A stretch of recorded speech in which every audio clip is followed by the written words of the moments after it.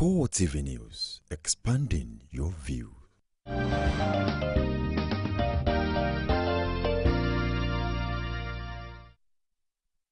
We say a big thank you to you for keeping fit with us on Core TV News and, of course, Core Digest flagship. And right away, I'm being joined by a legal practitioner and public affairs analyst, Fred Oke-Ozako. Hi, Fred. Good morning. Good morning. Thanks for coming on the show. Thanks a lot.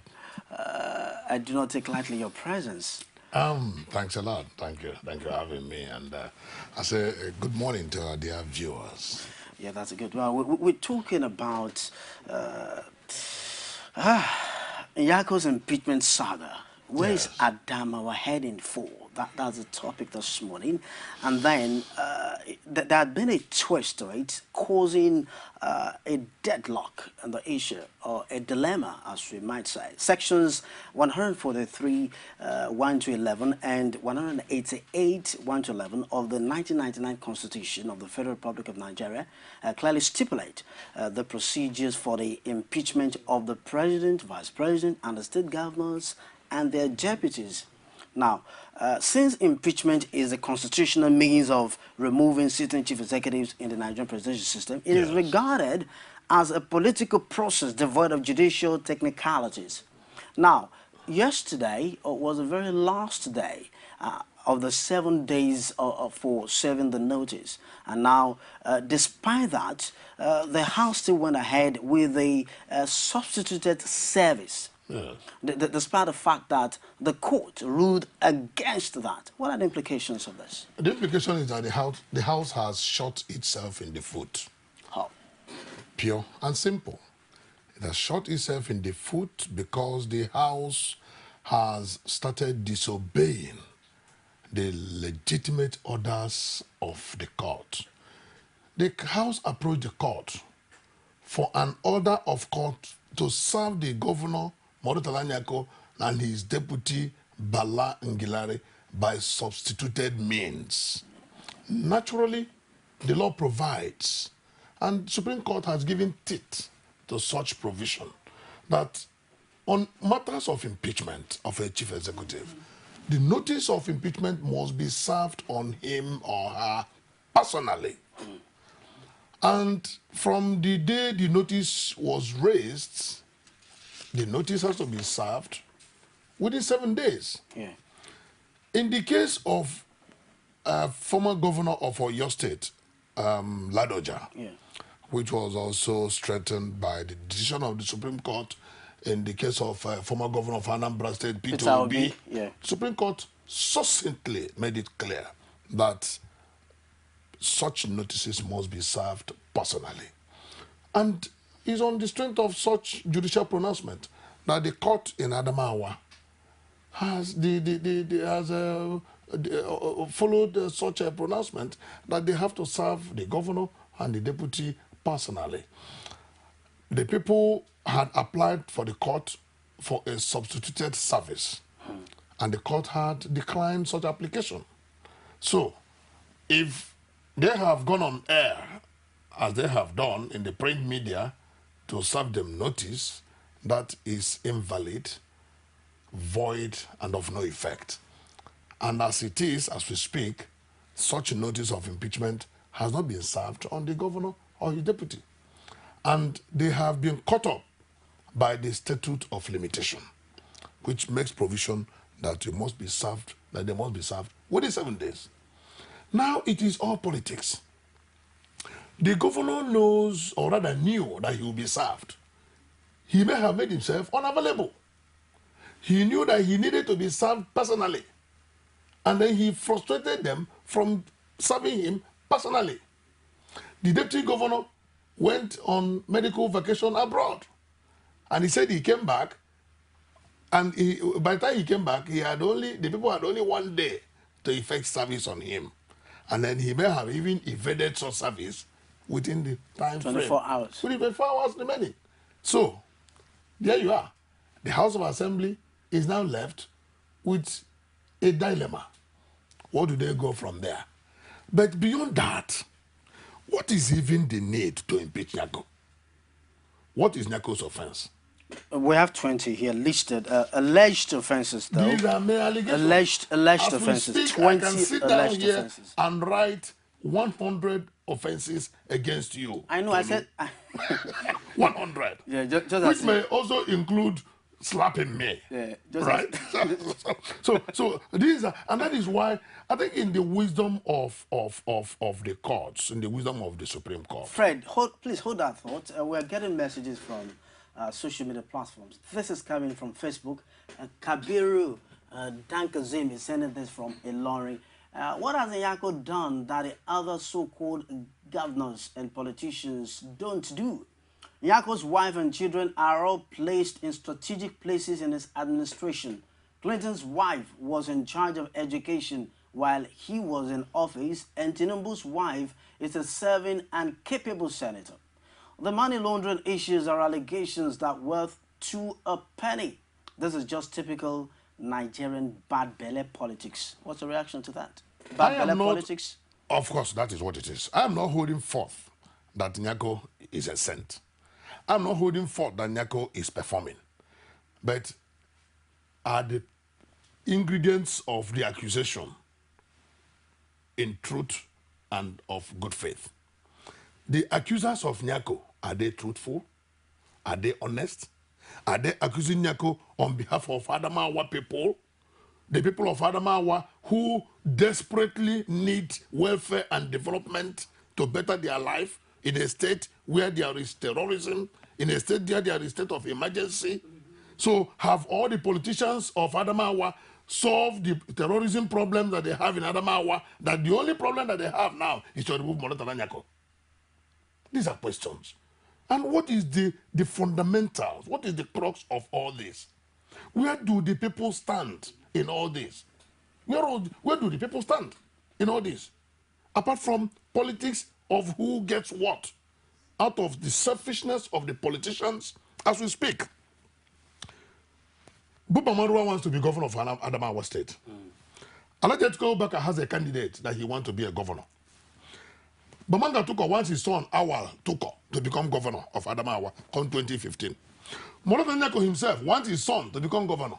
So how are they going to rotate? I am coming. The Professor Jibril Aminu has his candidate. The current Minister for Women Affairs, Zainab Mena, has a candidate. The Speaker of Adamawa House of Assembly himself, Alhaji Fintiri, wants to be governor. In all this, where do the people of Adamawa stand? Who is taking care of their interests? Who wants to remove Nyako because of the people? Is Nyako doing the best for the people? Are these people who want Nyako's seat, are they thinking for the people? I think it's all unnecessary politics that really do not put the people at the center stage. Fred, talking about, we're still going to come to putting the people at the center stage. Yes. And of course, we're still going to address the internal politics within the leadership of the government at the center. Yes. Now, what about disregarding court orders? Now, it's important to know that this is not the first time that an individual or a group in this nation will flout court orders. It is terrible. And this is the only country where I see that happening. What's going on? It is terrible, and that is standing our democracy in the head. That is a corruption of democratic ideals, because the foundation of democracy is built on justice, equity, fair play, respect for the rule of law. And all these ingredients of democracy all flow from the court, which is seen as the last bastion of the common man. That's right. Why is judiciary, why is the court seen as the last hope of the common man? Because it is the only institution that can save the weak from the strong. Absolutely. That can save the oppressed from the oppressor. That can save the victim from the predators. Our politicians are terrible predators. And it is only the institution of the judiciary that can save the people from these political predators. And that is why every right-thinking individual in this country must rise against any institution or individual or organization that flout the legitimate orders of court. The order of the court on issue that bother on issue the border on service of notice. Service of notice. Please hold that, Fred. Please hold that thought again. Service of notice. Ejire Eremosele is writing us from Owerri, still on Facebook. This impeachment business in Nigeria is always messy and a sore sight. I remember the Rotimi Amechi versus Mrs. Jonathan incident in Rivers State, the Ayo Fayose saga in Ekiti, and the Ladoja madness in Oyo State, even Bola Tinubu in Lagos. Our politicians don't understand the value of intra-party politics. Obey the court, then do the needful. It's as simple as that. It's as simple as that, because the court is not in the theater of politics. Instead, the court stands aside to regulate the madness that goes on in the political terrain. And that is the duty of the judiciary. And when politicians now begin to flout court order, look at what is going on also in Edo State, where a legitimate order of court was flouted by some people who call themselves legislators, by some people who append honorable to their name. In a most dishonorable manner, they disobeyed a lawful order of court. And you don't pick and choose the decisions of court that you need to obey. You don't obey court orders or court judgments when you feel they favor you. That is wrong. Every court order, every order of court, no matter how you feel about it, must be obeyed to the letter. Must. Must. Not a matter of whether your whim or your caprice does not come up. In this case, must. It is a principle laid down in the system, and that is the foundation of democracy. I mean, we cannot be practicing democracy in an abysmal manner.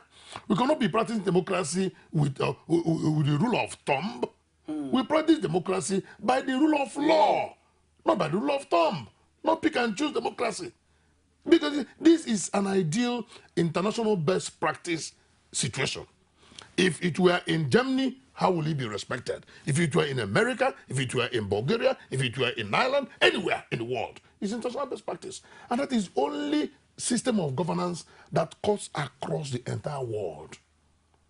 And Nigerian own case is terribly corrupted. And it is not that the laws are not there to make it good. The laws are there. The individuals disobey the law. But I always hold the political leaders accountable, because for every law, somebody has to ensure that the spirit and intent of the law is carried to fruition. And when that person whose duty it is to ensure that such spirit of the law is carried to fruition himself becomes corrupted, the law suffers. And that is exactly what we are seeing in Nigeria. What is the duty of the police? The duty of the police is essentially not to bandy to the whims of the executive. No. Instead, if there is conflict between authority of the executive and authority of the judiciary, the police must respect the authority of the judiciary against that of the executive. Absolutely. Yes, because the judiciary is there to defend the people, but the executive is there to defend itself and its class. Defend itself and its class. The political class is only interested in its own class. So the judiciary is to maintain checks and balances. Absolutely. The concept of separation of powers, aptly propounded by Baron Montesquieu and heralded all over the world, is such that executive execute, legislature legislate, and judiciary ensure that both executive and legislature are checked and put in proper perspective, bearing in mind the will of the people, the welfare of the people, the social contract between the leaders and the led. For goodness sake, that poor woman in the market selling tomato, who comes to her rescue when her rights and privileges are trampled upon, recklessly, as we see in Nigeria? It's only judiciary. Who comes to her rescue? Who rescues her? That poor boy who is an orphan, who ensures that he goes to school. When the executive fails to do that, judiciary has a duty to call the executive to order. Ensure that this boy goes to school. And that is the social contract. Because after all men are born equal. Every man. Okay. Now, Based on one man who came to earth. are born equal. Fred, please Yes. hold our thoughts. You have a caller, Fred. Olajide Akim wants to speak with you, and he's calling from Katsina State. Hi, Jide. Good morning. Hi, Jide. Okay. Good morning. Good morning, Tolu. Yes, you'd like good to morning, speak with Barrister. Fred. Yeah. Good Yeah, morning. Fred- good Fred is morning, there for Tolu, you. And good morning, Barrister. Good morning, sir. Yeah. You see, it's unfortunate that we are in this mess in this country. Just like the barrister said, all this thing that is happening is not in the best interest of the citizens. And we are having it because of these qualities of godfatherism. It is because of their own selfishness. Everybody wants to be there to continue in perpetrating all this corrupt act and what have you. The interest of the people is not there, but just because of their own stealing money, fixing their own family, where they think.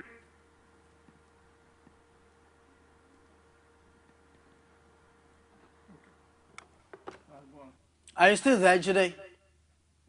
Okay, we lost our call, I Yeah. suppose, but Fred... Yeah, he has made a point. Yes, the Yes. politics of godfatherism in Nigeria. Exactly. Is that coming to play here as well? Of course, absolutely.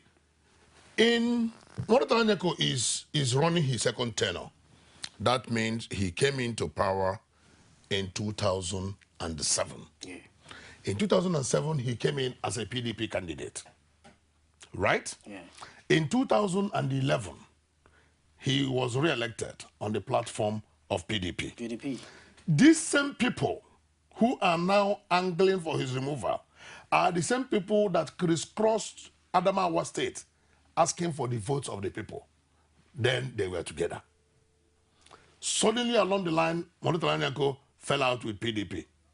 And Murtala Nyako went into APC. Suddenly along the line also, all the saints of Murtala Nyako started coming to the surface. Because the people who are asking for his removal are PDP political elite. Fred, PDP political elite, do not forget, Olajide Akim is calling back to speak with you. Okay. Hi, Jide. Okay. We're glad to have you back. Yeah. Go on. I'm sorry for the some of the network problem. No problems. Okay. So as I was saying, it is not all these things that they are doing is just all these things that they are doing is just because of their own pockets and what they intend to gain. Last time I was impeached the other time because he fails to adhere to the rules and regulations of the then Godfather Adedibu. And this is what happened in most of the cases that we had in Nigeria. And like I was saying, that is why we, the citizens, need to come together and try use the means that we have to protect ourselves from all these evildoers. Yes, I was happy with your former analyst during your first segment, the union leader, who claims that the moment the government is paying the wages of the workers and what have you, the moment this thing is addressed, they have nothing to do to contribute to this kind of thing. It's not true. Union leader, you're supposed to be the watchdog of the society. It is not what affects the workers alone that you need to address. Take for example, the people on the street because of the Chibok girls. Are these the workers' children alone? They are not. Look at the road with the cancellation of June 20 election. There are other instances like this. A union is supposed to be a watchdog. When you see something that is wrong, you're supposed to come out to kick against it. That is why we have protests. It is not only the workers that benefit, that go against the fuel subsidy, because they are not the only ones that will benefit from there. Other citizens, that is why when you call yourself a union leader, you have to take everything and that is wrong in the society and you kick against things like this. It is not their wages are not paid that they're supposed to talk. They're supposed to talk now. Where are the workers in Adamawa State? Where is it that not identify these so-called godfathers that are causing problem in the state. So please, we should try and rise up to the occasion. The courts are there to protect us. If they are doing their works, then let us also do the little that is expected from us by joining us with them, so that we make sure that the right thing is done at the right time. Thank you. Thank you very much, Jide. You heard it. Yes. Jide has very cogent issues with respect to the opinion of labor in Adamawa. But let's not go there, because I am more interested on the issues that concern the welfare of the people. Welfare of the people. I have not been to Adamawa lately, but I know that that state is one state that yearns for development. Adamawa needs development. The people need education, and they need functional education. They need valid infrastructure. So what has Nyako been doing in the last few years? What have all the other governors been doing? That is the question. But you know, our focus is All on the other- Nyako. Yes. I'm not trying to say that Nyako has been doing well, but I'm not saying that every other governor needs to step up in provision of dividends of democracy to the people. And I'm the not whole saying- thing is yeah. not just all about politics. It is very aching that if Nyako was not functioning, why wouldn't the leaders of Adamawa begin to address the issues critically? Not merely because of 2015. It is all politics without development. Meanwhile, politics is meant to be a vehicle for development. Now, they are now chasing shadow, politicking, and leaving the substance, which is development. Development of the people. As we speak, there is a state of emergency in Adamawa State. And the whole politicking now means that even the state of emergency does not concern the leaders. It doesn't bother It them. doesn't bother them. What bothers them is who occupies the government house in Yola. That's the only thing that they want to hear. Beyond Moret Alanyako. And the permutation now they are trying to achieve is that if they allow Moret Alanyako to run his tenure till May next year, that possibly he will not, he will be too strong to be pushed aside during the process of election, because his hands are still in the till of Adamawa State.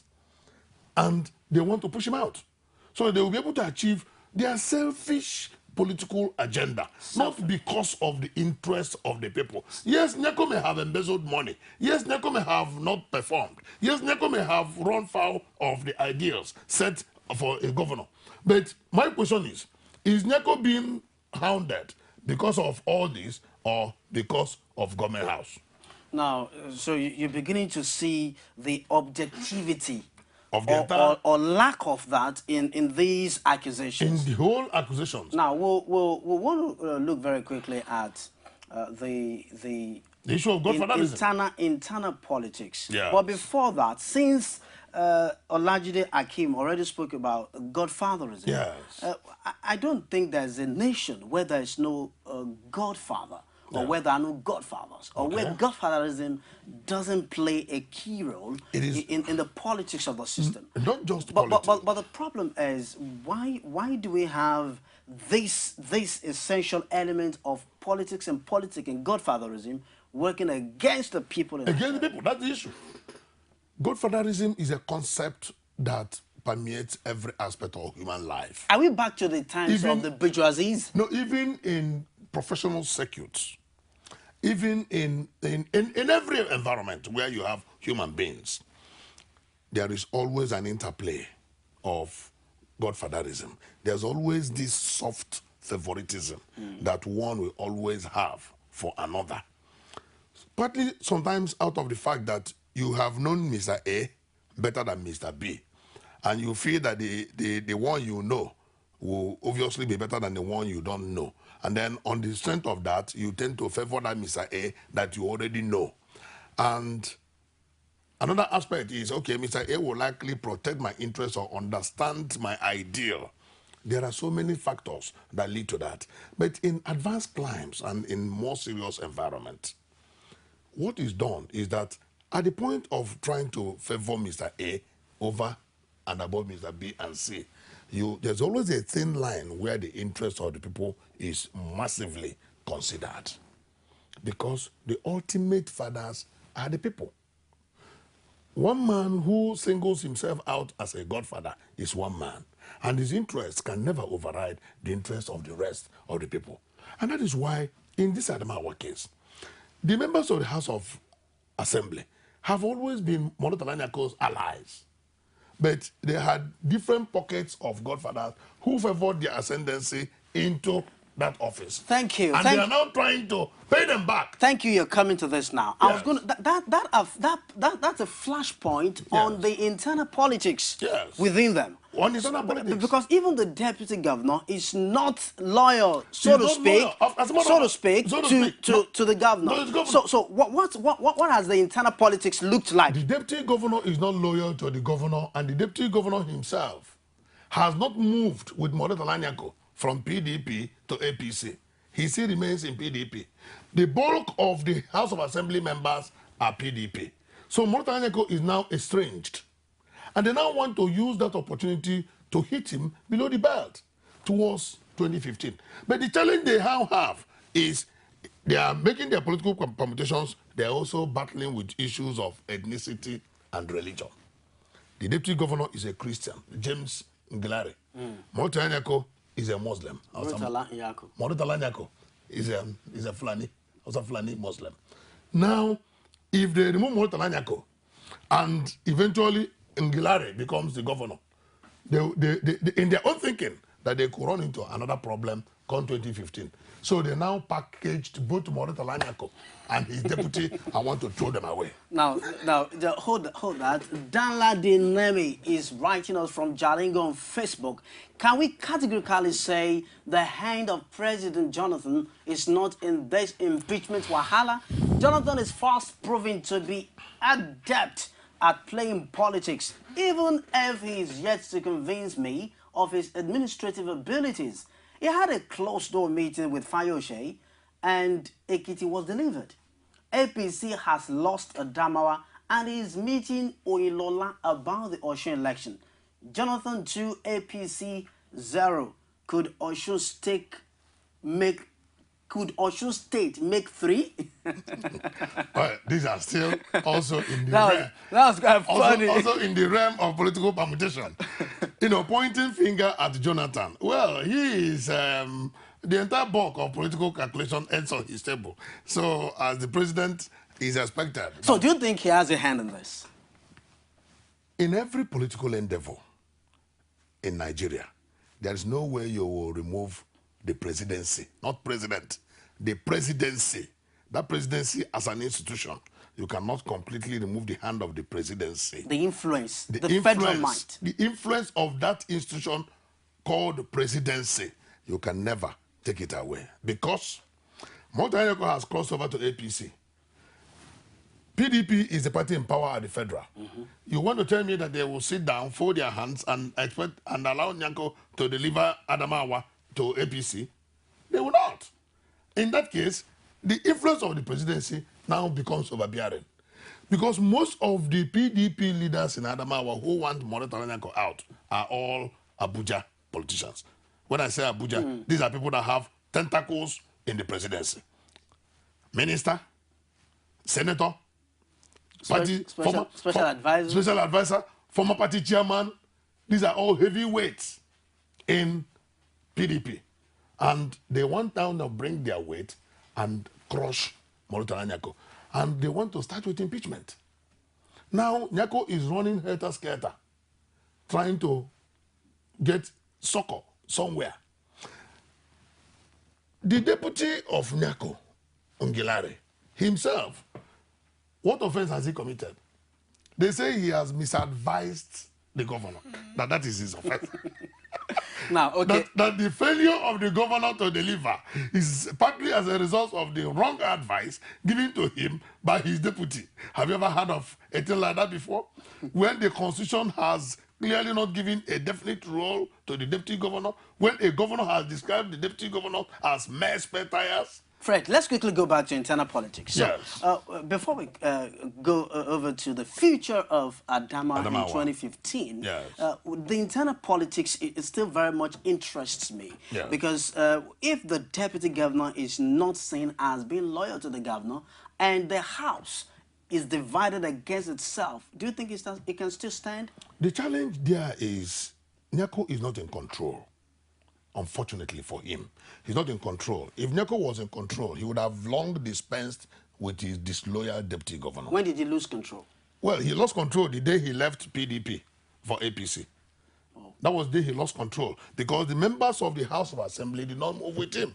They still held on to the tentacles of their godfathers who brought them into power in House of Assembly. And the very moment their godfathers fell out with the governor, Murtala Nyako, they also fell out. It's a case of, oh, you don't like my Oga, me too, I don't like you. No matter what the governor does, no matter how well the governor tries to perform, as long as he has fallen out with the other big wigs in the state, he has also fallen out with the boys of the big wigs, their political godsons in the House of Assembly. And the godfathers now want to use their sons, their political godsons, to remove their common enemy in Murtala Nyako. And that's exactly what is playing out. Now, Fred, two things very You quickly. recall, sorry, you recall in Imo State, when Rochas Okorocha, shortly after he fell out with his SY deputy, Jude, Sir Jude, I would remember You the recall surname. later, yeah. Yes. He packaged an allegation and dumped on his head, and they got removed in no time. Only even before the commission set up by the government to look into the allegation, the committee had not even submitted its report, and the deputy governor had been removed. And that tells you the overbearing influence of the governor on the deputy. So it would have been easy for Nyako to pocket his deputy. But because his deputy has not left with him, the deputy still stayed with the members of the House. He's now earned his own protection from the House because Nyako needs the House to remove his deputy. So no matter how disloyal the deputy is to him, he cannot do anything. Now, talking about doing anything or not doing anything, two things I want us to look at, Fred, as we close. Yes. Now, the first is this. Now that, as we speak, Murtala Nyako has still not been served personally. No, he has not been served. Personally. He has not been served. The notice of impeachment. He has not been served. And yet, we understand that the House in that state has gone on with the substituted service. Yes, Now, which is illegal. Now, which is illegal. Which is illegal. So, what's going to happen to them now? What's going to happen is that they are only creating a theater for anarchy in Adamawa State. Okay. Simple. That's going to be anarchy. Anarchy. So that takes us to the future of that state. What happens to Adamawa in 2015? A theater of anarchy in Adamawa State. So where's Adamawa heading in 2015? Adamawa is heading for anarchy? And Adamawa is simply heading towards anarchy. They are heading to a collision with anarchy. It's pure and simple.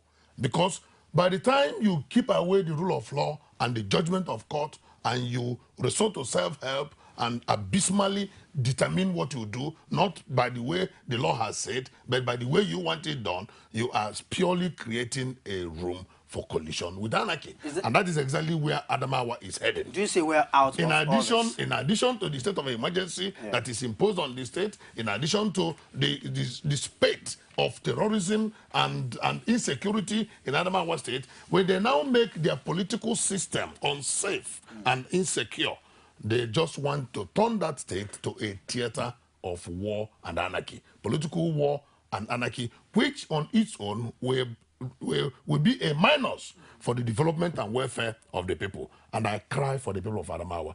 They desperately don't need all this. Instead, they desperately need development. Will Nyako come back to PDP? Well, it depends on Nyako, and you cannot rule it out. If you want to play a politics of self-preservation, he may want to jump back to PDP. You recall that out of the G7, only 5 left. The other 2 are still in PDP. So nobody knows. It depends on the kind of politics Nyako wants to play. If he wants to play a politics of self-preservation, he may jump back to preserve his seat.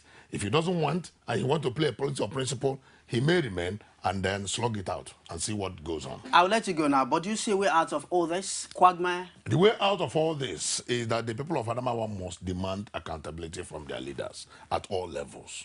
From the leaders at all levels, from the local government to the state. And they should stop this politicking and bring development and security to the people of Adamawa State. That's what they need. Somebody is not big to crush the small, the little one. Somebody is big to be able to carry the little ones on his back and not to use his weight to crush the little ones. The big political wigs in Adamawa are crushing the people of Adamawa by their excessive greed for political positions, which we should all decry, which we should all condemn. My guest has been Fred Oke-Nzeako, legal practitioner and, of course, public affairs analyst. A big thank you to you, Fred, for coming on the show today. Thank you very much. And, of course, we've heard from Fred, the people of Adamawa, and, of course, Nigerians in general. You've got to demand accountability from your government, from our leaders. At the end of the day, remember that vigilance is the eternal price of democracy. Or shall we say, eternal vigilance is the price of democracy. I'll say again soon. News on the hour comes up next time. Tolu or Jeremy. Good morning. Thanks for watching. You can now watch Core TV News live from anywhere in the world on our website, www.coretvnews.com. Click on Live TV on our website and watch us live. And welcome to Core TV Primetime Days. To follow us on Twitter, click on Twitter icon on our website. On Facebook, click on the Facebook and YouTube to see all our previous news production. You can also watch us live on YouTube. Click Core TV, leave a space, then news. Core TV News, a 24-hour news station.